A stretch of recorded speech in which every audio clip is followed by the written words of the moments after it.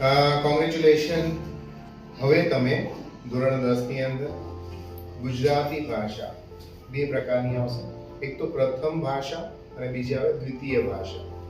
English medium, Hindi medium માટે હંમેશા ગુજરાત સરકારે NCERT બોર્ડ યા ગુજરાત બોર્ડની અંદર એવી હવે જોગવાઈ કરી છે કે બંને ભાષા આવે. ઇંગ્લિશ મીડિયમ થોડી ઈઝી લેંગ્વેજ શીખે અને જે ગુજરાતી મીડિયમ તેની અલગ આવે, that is પ્રથમ ભાષા, એની ફર્સ્ટ લેંગ્વેજ.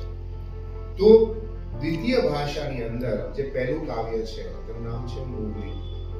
સૌથી પહેલું તો અભિનંદન એ બાબતમાં કે તમારા મમ્મી પપ્પા, ભાઈ બહેન, કાકા કાકી બધાને તમે પૂછી જોજો. એ લોકોને હંમેશા કોઈ યાદગાર વર્ષ હશે તો ધોરણ 10 હશે.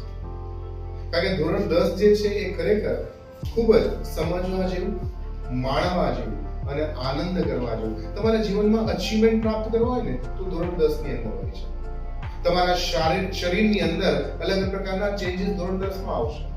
તમારા અવાજમાં પરિવર્તન આવશે, નાનકડી મૂછ પણ ફૂટશે. હા કે ના?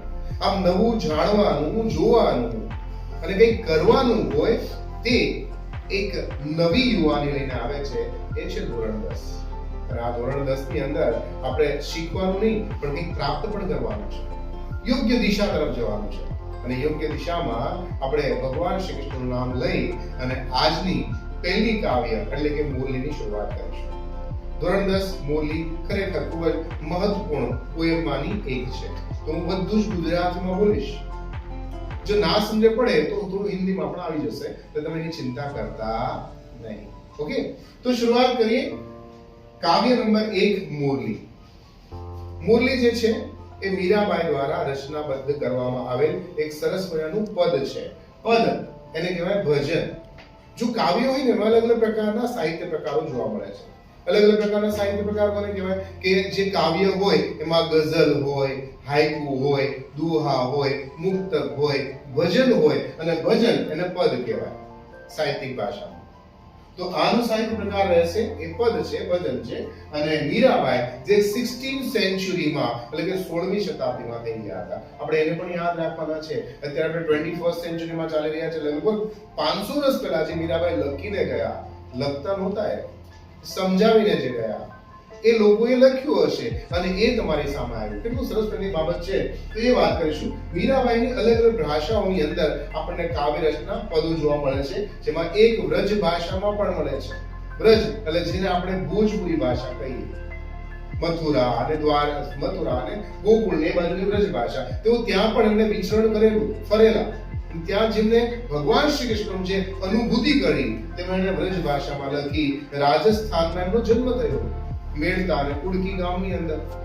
આથી જન્મસ્થળ પ્રમાણે એમને રાજસ્થાની એટલે કે મેવાડી, મારવાડી ભાષા આવડે અને પછી હિન્દી ભાષામાં પણ જોવા મળે અને સાથે આપણું આ પદ જે છે ગુજરાતીમાં છે. આથી ગુજરાતીમાં પણ એના પદ અને ભજનો જોવા મળે છે. આમ 4 ભાષા યાદ રાખવાની છે.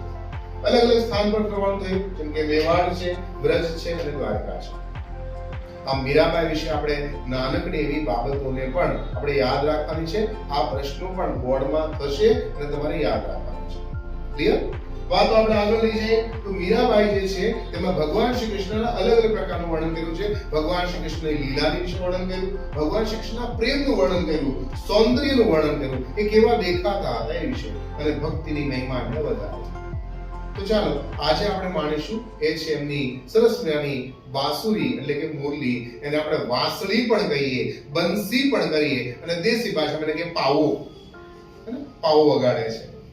તો મુરલી જે છે તેની વિશેની વાત એટલે કે મીરાબાઈના પદની અંદરની વાત આપણે અહીંયા લીધી, સમજ્યા. અને હવે આપણે શરૂઆત કરીએ છીએ કવિતા વિશે. વાગે છે, વાગે છે. વાગે છે એટલે કોઈ આમ થપ્પડ મારે એટલે અહીંયા આપણે કે આ વાગે છે, પીઠ પર મારે વાગે છે. અહીંયા વાગવું એટલે બજાવવું છે. ભગવાન શ્રી કૃષ્ણ વગાડી રહ્યા છે, વાંસળીને વગાડી રહ્યા છે.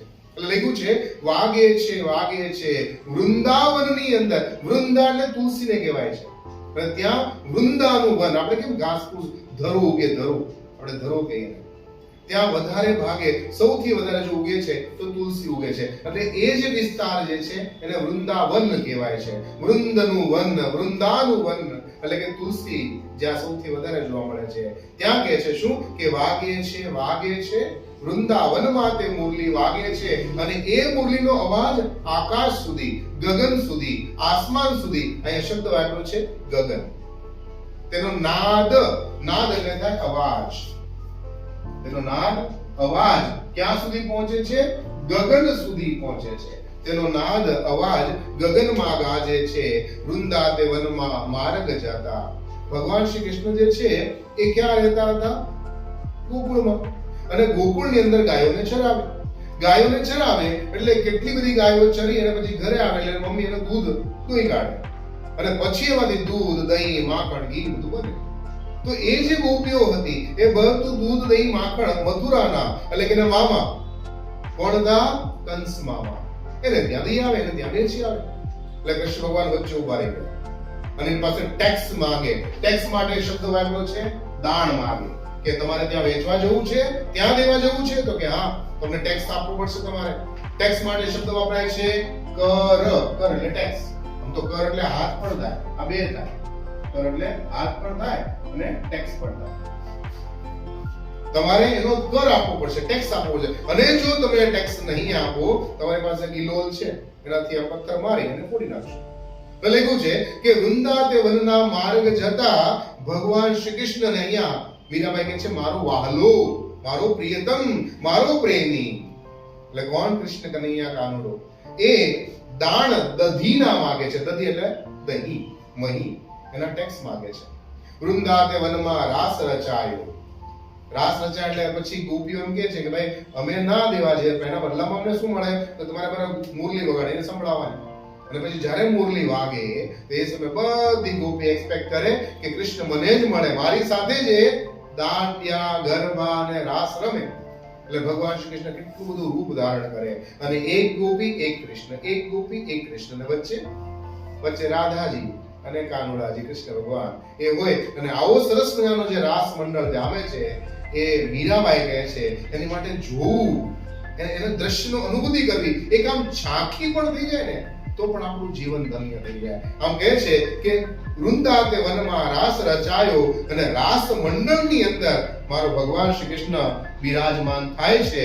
અને પછી એનું વર્ણન કરતા આપણને સરસ મજાની વાત કરે છે પીળા પિતાંબર જરકસી જામા પીળો પડતો. અહીં જો યાદ રાખવા માટે બહુ સરસ મજાની રીત છે. પીળો પિતાંબર. પિતાંબર એટલે શું? તો યલો કલરની જે ધોતી પહેરે છે એને પિતાંબર કહેવાય. પીળા કલરની પહેરતા હતા. ભગવાન શ્રી કૃષ્ણ કાળા દાગે અને એની ઉપર પેલો પીળો રંગ બહુ મસ્ત લાગે.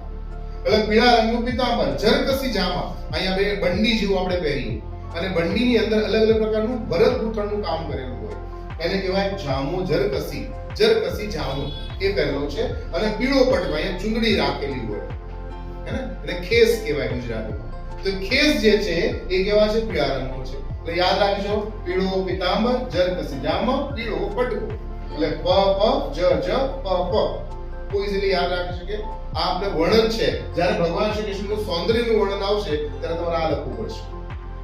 આગળ છે કાનમાં શું પહેર્યું છે? કાનમાં કુંડળ છે અને મસ્તક પર સરસ મજાનું મોરપંખ છે. એટલે મસ્તક પર મુગટ પહેરેલો છે અને એ પણ મોરપંખનો, અને મુખ પર મુરલી બિરાજમાન છે. તમે જુઓ કે ક ક મ મ મ મ એટલે ક મ મ અને અહીંયા પ જ પ. આ રીતે ઇઝીલી તમે યાદ રાખશો એટલે તમારી આખી કાવ્ય રચના જે છે એ કંઠસ્થ થઈ જાય છે, મોઢે થઈ જાય અને તમે બહુ સારી રીતે એને એક્સપ્લેન કરી શકશો. સમજ પડે? એટલે લખ્યું છે પીળા પિતાંબર જરકસી જામા પીળો તે પટકો બિરાજે છે.